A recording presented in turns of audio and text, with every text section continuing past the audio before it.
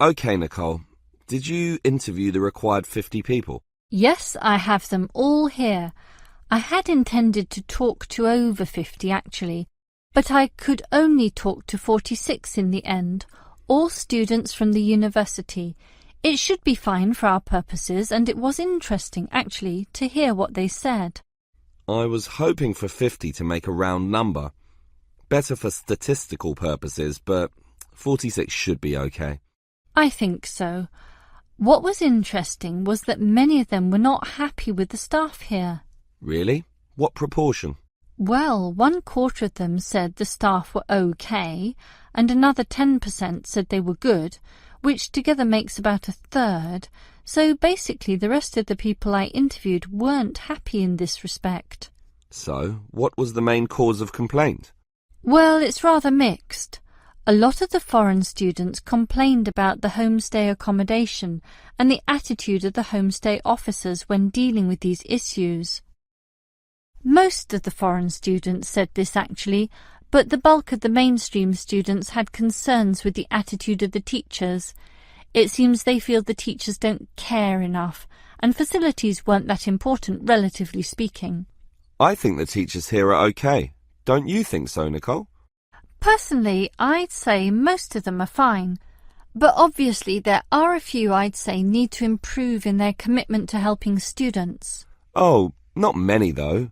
Only about 10% maybe. More, I'd say, at least 1/3. Wow, Nicole, that's a bit harsh. That many? I'd say 90% of the teachers here are fine. I think I definitely disagree there. Well, whatever the case, the university seems to have some problems.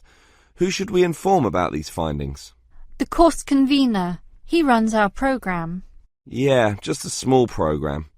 These problems are serious and university-wide. I think we should talk to the assistant dean at least. Come on, we're just a couple of students. We can't go that high. It's like some cleaners wanting to talk to the CEO. We've got to follow the chain of command and start at the bottom. Okay, the course convener it is. So, Nicole, can you explain the technique you used for interviewing people? Every time I try interviewing, I seem to encounter problems, and yet you manage to interview so many people so quickly. What's the secret? It's really quite simple. Let me explain it all. The first step, and this is probably the most important point, is to select the position or the location where you're going to do the interviewing. It's got to be a good one. For me, it was the university cafeteria at lunchtime, where people would be relaxed, have time, be sitting down, and be more willing to speak. Ah, clever. But that leads to the next point. Everyone's in a hurry these days, so you've got to immediately confirm that they can in fact spare some moments to answer your questions. There's no point starting and then having them rush off in the middle of the interview. It just ruins everything. Yeah, that's happened to me a few times actually. And then it's equally important to carefully outline why you want to talk to them in the first place. Some people might think you're a salesman or a busybody or some nutcase from a religious cult. They have to know the purpose and trust you. Now, part of that trust involves guaranteeing that the information will be kept in total confidence. And for that reason, I show how we don't take down names or any personal data. After that, you're ready to begin, but sometimes they're not won over or not ready to give you the time, in which case you remind them about how their information can actually improve life for all students, and that they are actually serving the purposes of everyone by cooperating. Right. Make it seem like a noble cause. It is in a way, but the last step is not so noble at all. I just offer them a payback, usually a scratchy lottery ticket, if they promise to answer all the questions. Everyone dreams of scratching one of those tickets and winning $1 million, so that makes them do everything you want. Aha, very clever.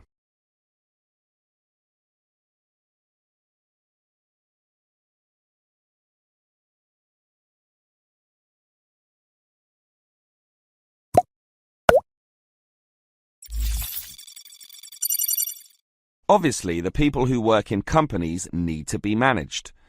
Pay must be added up, hours clocked, and leave tallied. This is known as hard human resource management, or hard HRM. This is because it is based on hard numbers, facts and rules. That is, an impersonal, calculative aspect. And again, there must be such an outlook, with all its paper-based systems, in order to carry out company tasks. But if there's a hard, there must be a soft. And it is this soft element of HRM that I'd like to consider now. Historically, it took a long while before the importance of this soft element was realized. Originally, for example, in Henry Ford's car-making factories, workers were regarded as unthinking tools who would mindlessly repeat the same task for 8 hours a day. This attitude worked for a while. However, the Ford Motor Company faced the growing challenges of huge turnover, lack of motivation, declining quality of their product, and labor disputes. It eventually became clear that the original ethos about workers was wrong. It needed to take their human needs more into account. That leads us to the modern soft HRM model, where the staff, or human resources, are now considered one of the most important assets a company may have, an asset just as tangible as the factories, shops, and money in the bank, and something that needs to be managed in a soft way as well as hard. So, what is soft HRM? It basically involves 3 elements. One is motivating your staff. The second is making sure they stay with your company, that is, reducing turnover. And remember, turnover costs money, diverts resources, disturbs the system, and you may be losing a lot of experience there in just one staff member. The third element is using the staff in the best way, in a way that gets the most out of them. All of these elements are closely related and sometimes overlap, but are still distinct enough to be considered separately. Now, let's talk about motivation first. Obviously, people will work harder if they feel good about being where they are.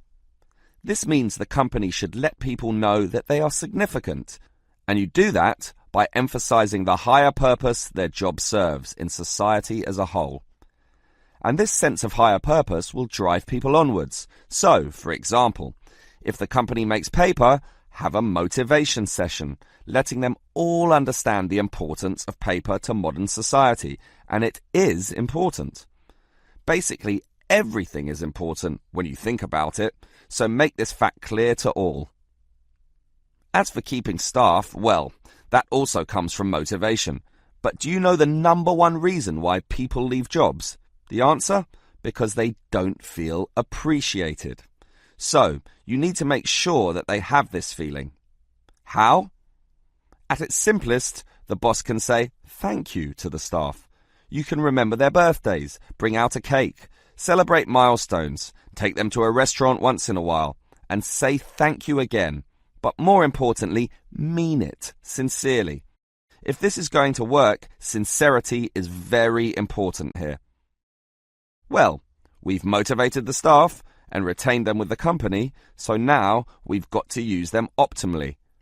This is often done by getting them to participate more in the key decisions. This has 2 advantages. 1, the employees feel more in control of their destinies, helping again with motivation and retention. And 2, the company tends to make better decisions. Remember, often it is the people closest to the customer who can really tell you the very best things about what works and what doesn't. The modern organization realizes that insight, knowledge, and clever innovation can come from anyone in the company, no matter how close or far from the decision-making process they may be.